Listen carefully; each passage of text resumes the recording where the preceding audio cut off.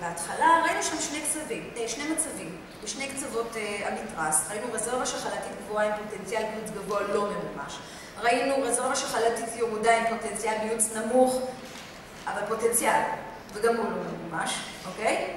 ושתי הנשים האלו, עם שני המצבים האלו מגיעות אלינו, ולמה הן מגיעות, אוקיי?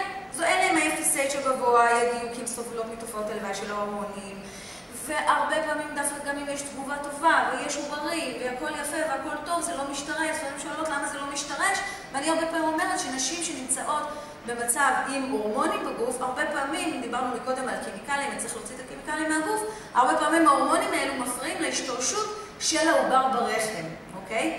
יש מצבים דרך אגב שאפילו עדיף, ואני אומרת ממש בלי להתבלבל, להקפיא רגע את העובר ולחזור אליו בעוד חודש, חודשיים, או לא חודש, בחודש זה לא מספיק, אבל נגיד בעוד חודש, חודשיים, כשהגוף נקים בהורמונים ולנסות להחזיר את העובר הזה. תכף אספר לכם משהו שמתאים לעניין הזה. בכל מקרה, למרות שלא תכננתי, אבל אני אספר את זה. בכל מקרה, הטיפול ההורמונלי לא מפיק, יש נשים עם FSH גבוה, שהטיפול ההורמונלי לא מפיק יותר מביצית אחת. אז למה לקחת כזאת כמות של הורמונים?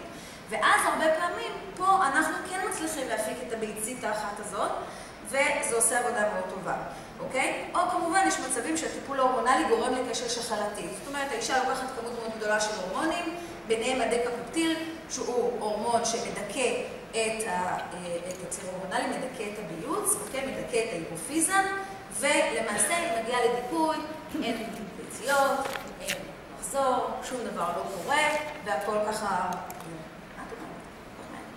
רק התחלתי ליהנות. אוקיי.